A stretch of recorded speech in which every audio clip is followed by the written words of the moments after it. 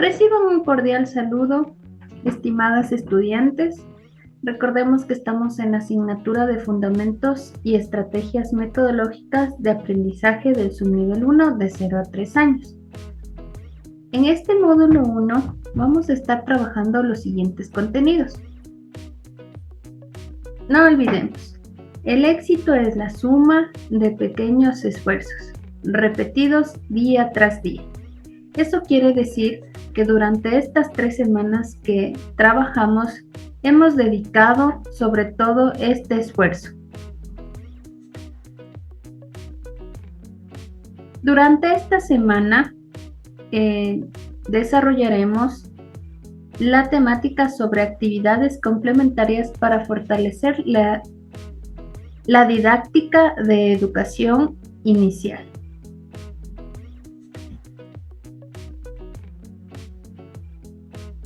Esta semana se abordarán los siguientes subtemas. Acciones del docente encaminadas a estimular el aprendizaje cálido y eficaz en el infante. Este es el tema principal y aquí tenemos los siguientes subtemas.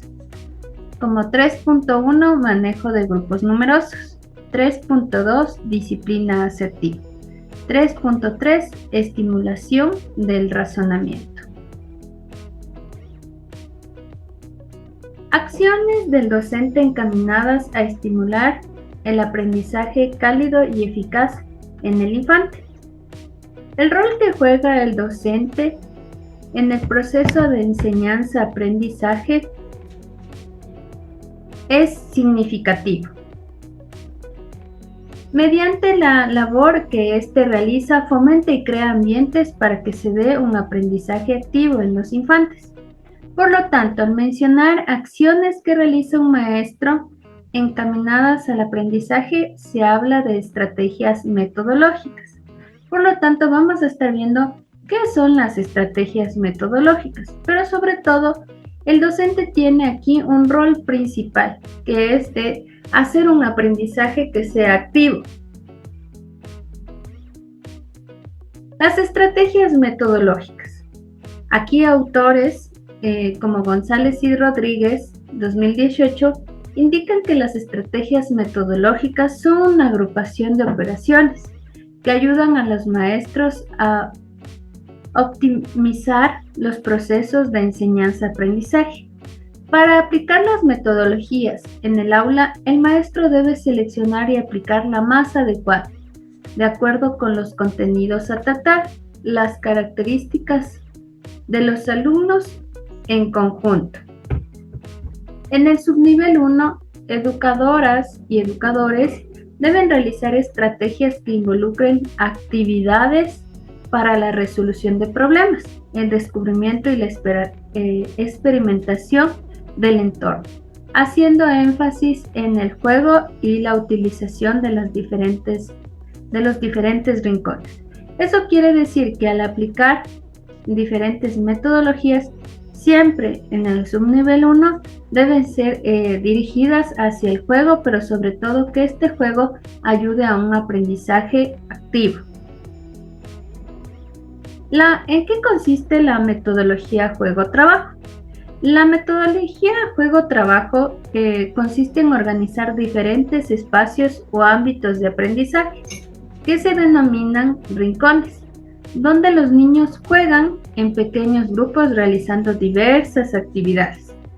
Se trata de una metodología flexible que permite atender de mejor manera la diversidad del aula y potenciar las capacidades e intereses de cada niño. Los rincones de juego-trabajo permiten que los niños aprendan de forma espontánea y según sus necesidades. La principal característica del juego-trabajo en rincones es que brinda una auténtica oportunidad de aprender jugando, ¿sí? Existen diferentes rincones. Por ejemplo, está el rincón de lectura, donde los niños van a experimentar el amor y la pasión por leer, pero sobre todo depende mucho de la docente, de la iniciativa que yo tenga para impulsar a que el niño aprenda a leer. Bueno, Los ambientes de aprendizaje es un concepto importante. Dentro del currículo de educación inicial, sí, y también lo que nos plantea el Ministerio de Educación, es que un ambiente de aprendizaje se concibe como un elemento vivo, versátil y dinámico, dentro y fuera del centro. Responde a los cambios de intereses y necesidades del desarrollo de los niños en los diferentes momentos del día, a lo largo del tiempo. Los ambientes intencionalmente organizados con fines pedagógicos se constituyen en un recurso educativo que promueve el aprendizaje activo, proporcionando un ambiente en los que las niñas y niños puedan explorar y experimentar, jugar y crear. Aquí tenemos un ejemplo. Tenemos un ambiente intencionalmente preparado. Es un ambiente, es un rincón del arte donde los niños están trabajando diferentes técnicas grafoplásticas, ¿sí? Aquí los niños están trabajando, probablemente sea con hisopos, ¿sí? Témpera, están experimentando, ¿sí? Están realizando diferentes actividades y esa es la idea de que sea un ambiente sobre todo lúdico que atraiga a los niños, que invite al aprendizaje. Aquí tenemos un ambiente de aprendizaje. Lo observamos, ¿sí? Un ambiente de aprendizaje, por ejemplo, está rodeado de un rincón de lectura, de un rincón de arte, ¿sí? Un rincón de lógica matemática. Y aquí siempre está la docente ayudando a incentivar en cada rincón, ¿sí?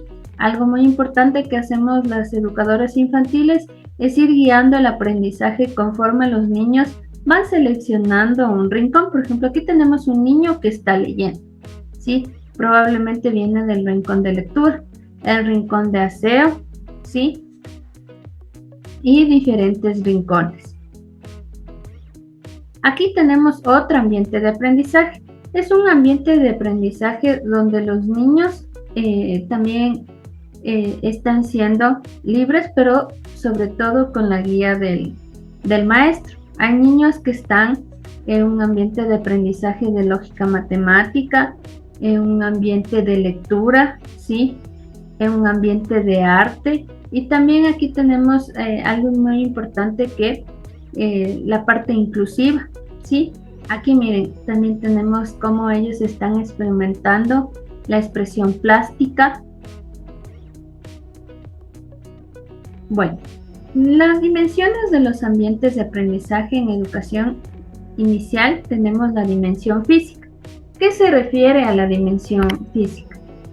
Contempla la organización del espacio, lo físico, el mobiliario y el material en el aula, asegurando que los niños tengan libertad y accesibilidad para moverse. El entorno educativo en el que aprenden los infantes debe mantener ventilación e iluminación, colores pasteles o claros y evitar la contaminación visual. Esto es lo que se requiere en la parte de la dimensión física, pero sobre todo, si hablamos de educación inicial, en el subnivel de 1 a 3 años, el mobiliario debe ser acorde a la edad de los niños. No podemos colocar una mesa de adulto o una silla de adulto, porque no está acorde a la edad de los niños y van a tener después dificultades para poder sentarse y para poder aprender. Aquí tenemos una dimensión física. Como yo les mencionaba, como ustedes observan, está de acuerdo al tamaño de los niños. Es un área con colores pasteles, un lugar armónico, ¿sí? Sin exceso de elementos, y cada espacio, cada mobiliario tiene un fin, ¿sí? Un fin. Por ejemplo, aquí tenemos estas mesas para trabajar actividades grupales. Aquí tenemos colchonetas para hacer psicomotricidad. Entonces, cada parte del mobiliario es importante, ¿sí? No es que colocamos por colocar, sino tiene un fin, sobre todo pedagógico. Ahora, hemos visto ya la dimensión física, ¿sí? La dimensión física, los ambientes de aprendizaje, y vamos a ver la siguiente dimensión. Ahora vamos a ver la dimensión funcional. Se centra en la flexibilidad y adecuación de los diferentes espacios, incluyendo mobiliarios, con el fin de fomentar el aprendizaje activo y la autonomía. Como yo les decía, cada accesorio, implemento u objeto debe cumplir una función educativa, en la que los infantes jueguen y participen adecuadamente con cada elemento en el aula. Observemos la imagen de dimensión funcional. ¿Sí? Tenemos aquí unas regletas, pero tienen una función. Esto es material de Montessori, ¿sí? Tiene la función de trabajar la lógica matemática. Si tenemos acá un espacio donde hay probablemente tablas para punzar, es para trabajar actividades grafoplásticas, si es que se presenta durante esa jornada una actividad sobre punzar, ¿sí? Acá tenemos igual diferentes, como observamos, mesas acorde a la edad de los niños, ¿sí? Cada mobiliario, como yo les digo, tiene una función. Aquí tenemos el mobiliario donde tenemos cierto material para poder trabajar diferentes actividades. Puede ser aquí que tenemos material como cómics, papel, para poder hacer diferentes técnicas grafoplásticas. También acá tenemos un rincón de lectura, ¿sí? Diferentes rincones. Entonces cada lugar tiene su funcionalidad. Aquí tenemos una alfombra, pero esta alfombra es para hacer, por ejemplo, lógica matemática o también expresión corporal. ¿Qué es la dimensión relacional? Se centra en la relación entre el educador y los niños. Aquí se establecen sobre todo las normas de convivencia dentro del aula, con el fin de crear la participación, el respeto y un ambiente seguro. ¿Por qué la dimensión relacional? Cada rincón siempre hay que establecer normas de comportamiento. Si tenemos un rincón de lectura, hay que indicar a los niños que se deben cuidar los libros de ese espacio, ¿sí? Que todo objeto, todo libro si se utiliza, debe ser colocado en el mismo lugar. De esta manera, incentivamos al orden. La dimensión temporal se refiere a la organización y distribución del tiempo. En educación inicial, en el subnivel 1, se trabaja por experiencias de aprendizaje, las cuales se realizan y se estructuran en diferentes momentos, ¿sí? Por lo tanto, el docente, al planificar la rutina de un día, lo realiza en base al tiempo y los diferentes rincones de juego, ¿sí? Cada actividad debe ser planificada con su tiempo, ¿sí? Entonces, hemos visto dimensión temporal, dimensión relacional, funcional y física. 4 dimensiones muy importantes que se trabaja en el ámbito de educación inicial. Los contenidos que estamos viendo, sobre todo de las dimensiones, es información que se ha presentado a ustedes gracias al currículo de educación inicial. Los rincones de juego-trabajo, ¿sí? Dentro de las dimensiones de ambientes de aprendizaje. Son espacios de juego y aprendizaje. Tienen por objetivo el desarrollo de destrezas curriculares, así como también de las funciones básicas del pensamiento. Son desarrollados considerando el desarrollo evolutivo de los niños de 0 a 6 años. En este caso tenemos aquí un rincón del supermercado. ¿Y qué estamos trabajando aquí en este rincón? Estamos trabajando sobre todo lo que es la lógica matemática, ¿sí? Inconscientemente suma y resta, ¿ya? Comprar comprar o vender también es parte de la lógica matemática. La organización de los rincones en educación inicial. En el aula se divide por sectores de trabajo o de juego, donde el niño o grupo de niños exploran y descubren cada rincón, empleando su propio razonamiento, siendo guiados por la docente o de manera autónoma. Los rincones pueden organizarse tanto en el interior como el exterior de las aulas. Depende mucho de la experiencia de aprendizaje que los docentes han planificado. Los horarios de trabajo o juego en los rincones de aprendizaje dependerán mucho de las actividades planificadas, de la edad de los niños y del interés que ellos demuestren, ¿sí? Las organizaciones de los rincones en las aulas deben ser armadas en función del espacio físico, la dimensión y la forma arquitectónica. Hay salas pequeñas, grandes, medianas, de tipo rectangular o cuadrado, en diferentes instituciones educativas, de 2, de 4, de 8 o 12 aulas. Es aquí donde el docente, junto con las autoridades o los directivos y padres de familia, con toda su iniciativa y creatividad y amor, aplican su mejor criterio técnico o pedagógico. Aquí tenemos diferentes rincones de aprendizaje. Tenemos el rincón de escultura, rincón de lectoescritura, rincón de naturaleza, de la biblioteca, de manualidades, de rompecabezas o de lógica matemática, rincón del lenguaje, el rincón del gran libro, diferentes rincones. Ahora vamos a este punto, a este subtema, que es manejo de grupos numerosos. En educación inicial, en el subnivel 1, el educador es el principal guía y motivador. Es aquel que busca la seguridad e integración de su grupo de niños. Es quien lleva el control de la disciplina.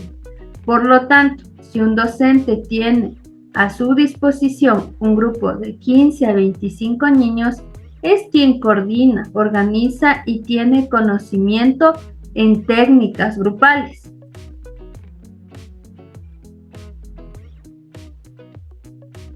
Es importante que parte de lo que estamos viendo sobre este tema de grupos numerosos, la organización del aula de los grupos, ¿sí?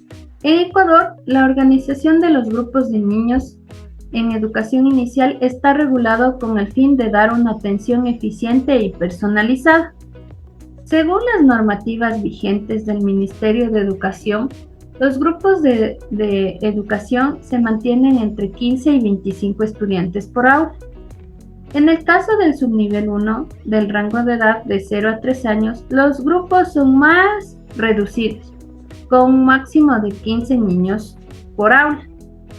Las instituciones educativas que ofertan el nivel de educación inicial organizarán las aulas en grupos de edad, de 3 a 4 años y de 4 a 5 años. Y vamos a ver aquí algunas sugerencias para el manejo de grupos numerosos. Los niños menores de 5 años necesitan atención personalizada.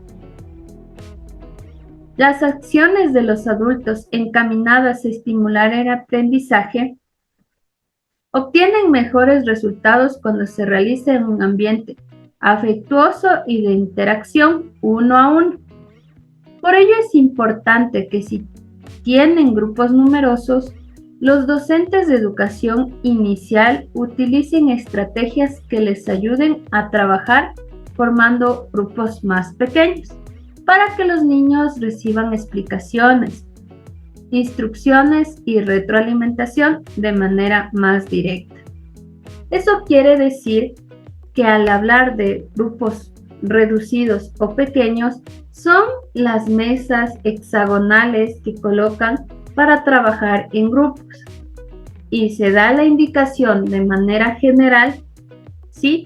Pero después el docente va a ir por cada grupo explicando y retroalimentando a aquellos que cuando escucharon la indicación general no comprendieron, pero esta vez al ir a los pequeños grupos, el docente se va a dar cuenta de qué niños tienen mayor dificultad y poderles apoyar. De esa manera es una sugerencia para trabajar en grupos numerosos. Cuando el docente trabaja con todo el grupo, por ejemplo, durante las actividades iniciales, cuando saludamos, cuando entramos, se recomienda no hacer preguntas para que los niños respondan en coro, ¿sí? Por ejemplo, ¿qué día estamos hoy? Y los niños dicen lunes. No, esto puede resultar confuso e impide la participación de los niños más introvertidos y tímidos. El docente puede más bien, antes de hacer una pregunta, nombrar al niño que desea que responda, ¿sí? Por ejemplo, el docente puede decir, esta pregunta es para Julián. Él me va a decir qué día de la semana es hoy, ¿sí? De esta manera no estamos generalizando y no hacen repetitivo estas actividades iniciales. Para manejar grupos numerosos, es muy importante que el docente evite gritar. Debe conservar siempre un tono de voz moderado y que los niños responderán de igual manera. Mientras más alto habla el docente, más gritan los niños. Una estrategia muy efectiva para trabajar con grupos grandes es dividirlos en subgrupos, ¿sí? Que trabajen simultáneamente en mesas, rincones u otros ambientes preparados. El docente rota por los grupos para tener una interacción más personalizada con cada niño. Otra manera de facilitar el manejo de grupos numerosos es conseguir ayudantes o auxiliares temporales. Siempre es importante que el docente tenga su trabajo planificado y prepare los materiales con suficiente anticipación. Disminuir el tiempo que los niños observan y escuchan es parte importante, ¿sí? Hay que disminuir que solamente se esté dando actividades repetitivas, sino más bien actividades que sean objetivas. Por el contrario, elevar el tiempo que los niños aprenden haciendo, ¿sí? A los niños hay que darles mayores actividades que les ayuden a practicar, a que puedan mejorar su motricidad fina, su motricidad gruesa, hacer actividades que involucren en la parte manual, que siempre estén haciendo, ¿sí? Ahora vamos a ver la disciplina asertiva. Es un enfoque sobre el manejo del comportamiento dentro del aula o un ambiente de aprendizaje. Consiste en establecer normas y reglas claras para una convivencia sana. Implica también la incorporación de consecuencias. Cuando se rompen o incumplen las reglas, el niño tendrá la responsabilidad de sus acciones y asumir cuando incumple. Al hablar de la disciplina asertiva, es normalizar a los niños acerca de que tienen normas y reglas, ¿sí? Pero cuando ellos no cumplan, automáticamente hay una consecuencia. Pero esta consecuencia no va a ser un castigo, sino va a ser algo positivo, ¿sí? Una consecuencia es, por ejemplo, no trabajaste, no hiciste la tarea, por lo tanto, vamos a hacer lo siguiente. Vamos a hacer más actividades, ¿sí? Para que tú puedas mejorar y de esa manera podemos trabajar la disciplina asertiva. Es indispensable mantener un ambiente de respeto, orden y cordialidad dentro del aula en todo momento. Eso quiere decir que como docentes siempre tenemos que actuar de manera cautelosa y tampoco colocar nombres o apodos o incentivar a la burla, o cuando estemos en clases llamar la atención a un estudiante mientras todos están. Sí, llamarle la atención a un estudiante delante de otros compañeros. Es preferible conversar primero con el niño, y si ya vemos que tiene una actitud repetitiva de indisciplina, poder conversar con los padres. Pero siempre hay que mantener desde nuestra parte, porque nosotros somos aquel referente, ser respetuosas dentro del aula. El docente es responsable de crear las condiciones necesarias para que los estudiantes trabajen en ese ambiente, ¿sí? Un ambiente de cariño, de afectividad, pero sobre todo manteniendo una disciplina asertiva, ¿sí? Desarrollen valores y actitudes de convivencia pacífica, tolerancia y respeto mutuo.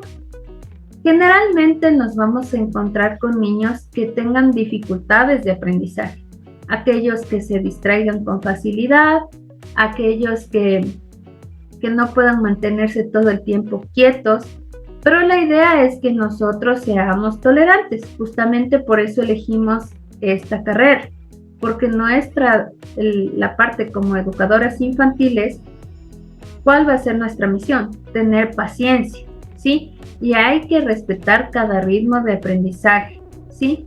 No podemos frustrarnos porque no puedan hacer una actividad y exigirles o llamarles la atención.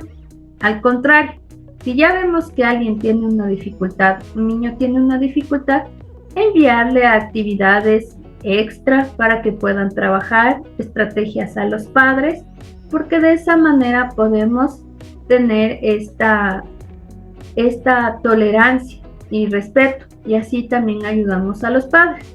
Mantener a los niños siempre ocupados con actividades interesantes y lúdicas y desafiantes, ¿sí?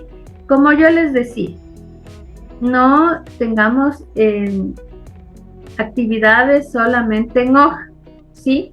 Sino actividades de salir al patio, de saltar, de correr, de caminar, ¿sí? Si es que tenemos un tema sobre la naturaleza, salir si tenemos la oportunidad, o también experimentar, pedirles a los niños que traigan desde casa una planta y poder observar las partes de una planta. Actividades interesantes, no limitarnos, no decir porque ya estoy en mi centro infantil, no tengo la oportunidad de salir, no hay un parque, pero sí tengo la oportunidad de ser creativa e idear actividades que ayuden al niño a que tenga su mente ocupada, ¿sí? No les acostumbremos al papel. Los niños tienden a presentar comportamientos inapropiados cuando están aburridos y frustrados. Eso es lo que yo les comentaba. Si nosotros solamente nos basamos en una hoja de trabajo, los niños siempre van a empezar a aburrirse. Si el lunes hago una hoja de trabajo, el martes otra hoja de trabajo, el miércoles otra hoja de trabajo, los niños empiezan a frustrarse y a aburrirse. Y ahí es cuando empiezan con la indisciplina, ¿sí? Es importante ofrecer cada día a los niños algunas oportunidades para escoger y tomar decisiones. Esto crea un ambiente más libre y relajado. Eso quiere decir, como yo les decía en el anterior video, esta semana vamos a hacer un paisaje y van a utilizar su creatividad y les van a decir, profesora, puedo hacer un sol, puedo hacer un árbol. Entonces no limitarles, ¿sí? Sino más bien a tu creatividad. ¿sí? Mantener el aula limpia y ordenada contribuye a la disciplina porque comunica un mensaje de organización, responsabilidad y cuidado. Al contrario, un aula desordenada invita a la indisciplina. Organizar el tiempo en periodos cortos ayuda mucho a mantener la disciplina en el aula, ¿sí? Hay que organizar también las actividades que nos permitan, sobre todo, evitar un largo tiempo y así ellos pueden mantener una buena disciplina. Los niños menores de 5 años requieren cambiar de actividad con frecuencia. No se puede esperar de ellos que se sienten a escuchar y observar y esperar por largo rato, ¿ya? Recordemos que el nivel de atención de ellos es corto, por eso es que hay que hacer y hay que planificar actividades que sean muy lúdicas, ¿sí? Que ellos puedan experimentar, que puedan mojarse las manos, que puedan pintar con las manos, con los pies, ¿sí? Que puedan, sobre todo, utilizar la motricidad fina, hacer dactilopintura, diferentes actividades en las que ellos puedan participar y que no sean tan extensas. Respetar y la organización de la jornada diaria contribuye mucho a mantener la disciplina, porque los niños desarrollan un mejor sentido del tiempo y saben qué esperar de los diferentes momentos del día. Justamente por eso es que damos la jornada diaria, ¿sí? Y la jornada diaria los hacemos con pictogramas, ¿ya? Por ejemplo, iniciamos con una actividad y después decimos, bueno, aquí se van a ir al baño y después, mediante un pictograma de una paleta de colores, decimos, ahora tenemos arte. Después, mediante un dibujo de un niño con una aula, tenemos expresión corporal. Un librito con 3 números, tenemos matemáticas. Entonces, ellos ya se van organizando su tiempo. Esto les transmite calma, seguridad y orden y mantienen ya una rutina. Cuando la jornada es un caos y hay excesiva improvisación, los niños sienten ansiedad y miedo. Por eso es importante que los docentes planifiquemos. Entonces presentan comportamientos no deseados. Continuamos con el siguiente tema. La estimulación del razonamiento, ¿sí? 3.3. El razonamiento en educación inicial es primordial para el área cognitiva. En esta primera infancia de 0 a 3 años, es importante desarrollar las habilidades básicas del pensamiento lógico y crítico, mediante actividades, sobre todo educativas y lúdicas, que permitan al infante poder resolver problemas.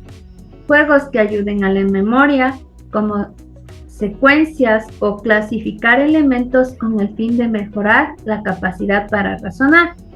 Por ejemplo, les doy a los niños diferentes rosetas de colores de diferentes tamaños y les digo, vamos a colocar en la parte del centro, ¿sí? O vamos a colocar todas las piezas de color verde, ¿sí? Pequeñas en un cesto de color verde. Ya así van clasificando las rojas y damos ahí la instrucción.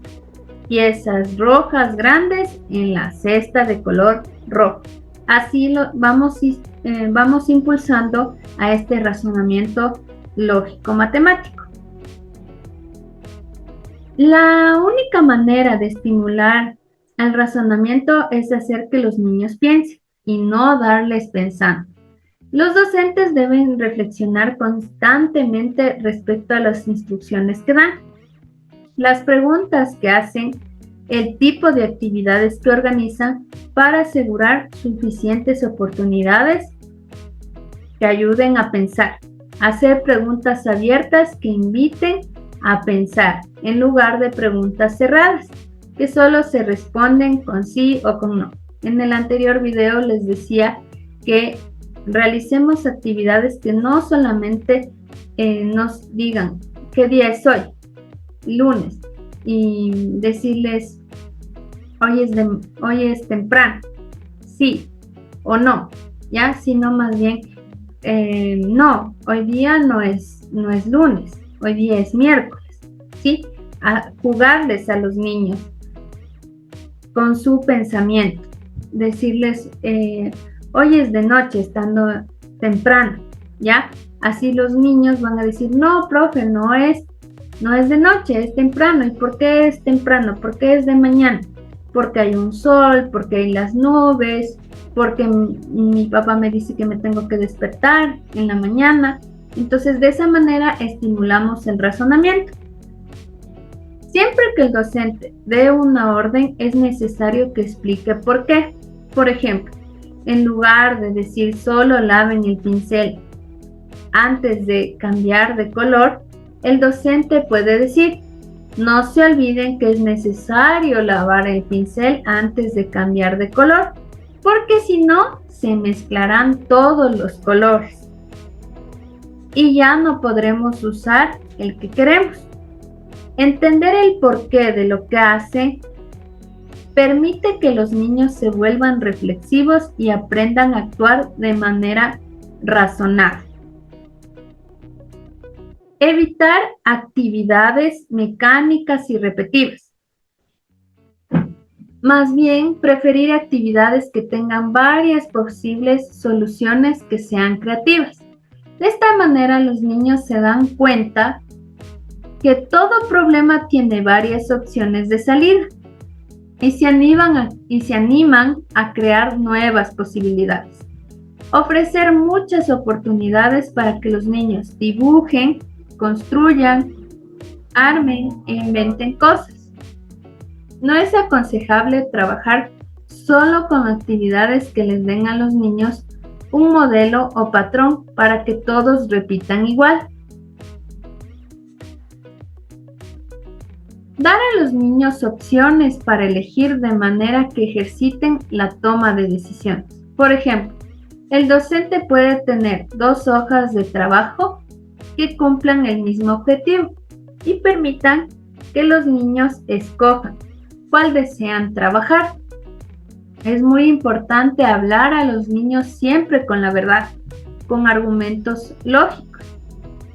Los docentes no pueden manipular a los niños con mitos y miedos, como el tradicional, viene el coco.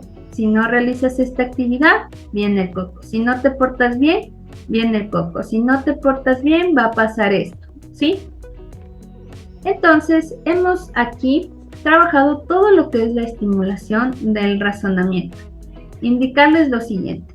Con esta unidad 3 hemos dado por finalizado todos estos contenidos, tanto de la unidad 1 como de la unidad 2 y como la unidad 3. ¿Sí? Les invito a que sigan participando activamente en las actividades que tenemos para esta semana y con esto cerramos nuestra unidad 3 y también damos paso a otro módulo. Por lo tanto, hemos realizado con éxito todas estas actividades aquí, así que les invito a que sigamos trabajando conjuntamente y que tengan una excelente semana.